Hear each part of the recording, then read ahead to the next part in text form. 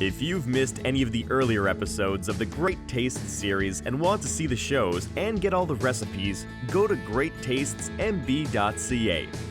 Watch them when you want to watch them.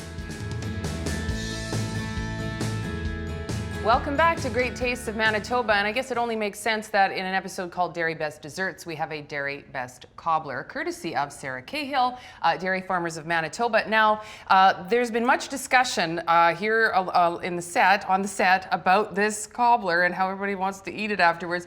The topping looks absolutely amazing. That looks promising. We're going to get to that in a second, but we've got this beautiful, the inside basically that we're starting with here, Sarah. That's right. So this is an old school dessert, and it's really simple ingredients, so you can use whatever fruit you want, which is why we've called it a Dairy Best Cobbler, because the cobbler is just a basic recipe.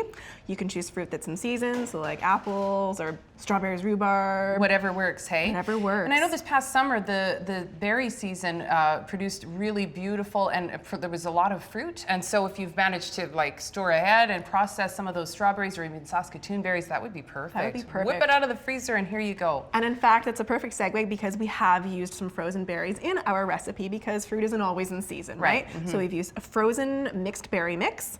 We're also going to use some canned peaches. So another fruit that you could have in your pantry or shelf all year long. Another option, so yeah. Something you can make at any time. So let's add those peaches in there. I'll get you to add that. All right. We're also going to add a little bit of lemon zest. Now this is also I think it elevates the flavor a little bit. I'm not really sure what it does, but it like just kind of brightens things. It does, yeah. Brightens things up in flavor, right? There we go. A little bit of sugar. Now, the other sugar. thing about this recipe that's kind of cool is that it's sweet, but it's not like cloyingly sweet. That's right. Yeah, and then depending on what kind of fruit you put in there, it certainly changes it up. So I'll get you to mix that up. So what we've just added here is some cornstarch, and the cornstarch is just to thicken it up as it cooks, which gives you a really nice, soft base. Right. So you'll have your mixed fruit and your berries and your peaches, and it turns a beautiful, dark sort of red color. Yeah. So okay, you've got the fruit base going on. I'm going to move over to our biscuit topping. So for our biscuit topping, I have already added into our bowl some flour, sugar, baking powder, and salt. Okay. So to this mixture, we are going to add some soft but cool butter. Soft but cool. That's right. So we're going to put this in.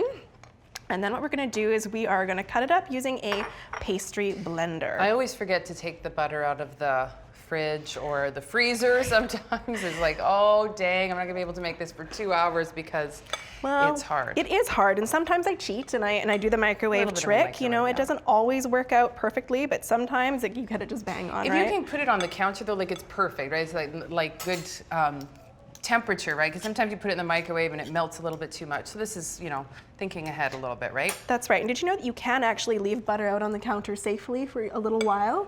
And if you want softened butter, that's a great way to do it. Yeah. Yeah, so right now you can see we've got some really nice sort of crumbs happening with our butter. So I'm gonna ask you to add some vanilla to our milk. Okay. And then just give it a little bit of a stir.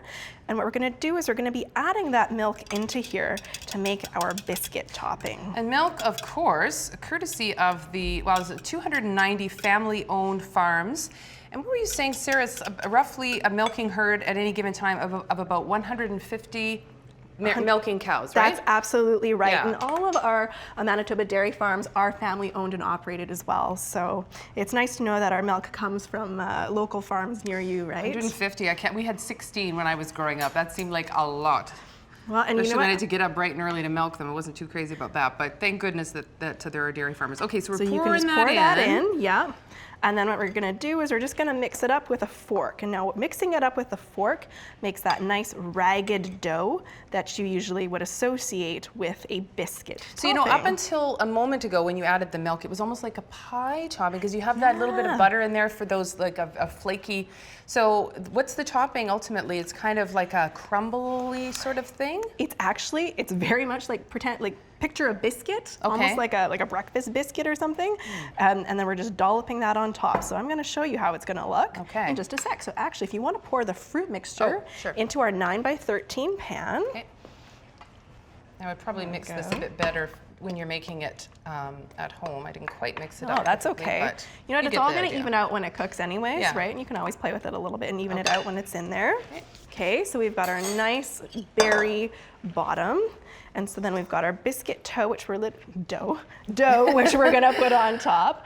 And I mean, you can do whatever your preference is, but I personally am a big fan. Let's get a nice blob here of just dropping heaping spoonfuls. Oh, see, I was already thinking, well, how are you going to spread this out evenly? I was imagining like a batter, but you can't do that obviously with this. So you just literally plop. Yeah.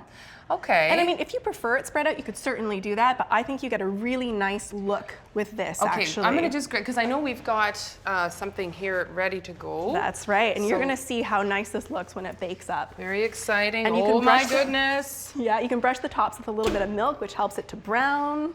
And I love the skillet too, right? Yes. Talk about homey, lovely. Old school dairy best cobbler, right? There's nothing else to say. That's fantastic. Other than when we come back, what is Ben Rush going to have for us with beverage pairings? We will find out when we come back on Great Tastes of Manitoba. You're watching Great Tastes of Manitoba, brought to you in part by Manitoba Agriculture.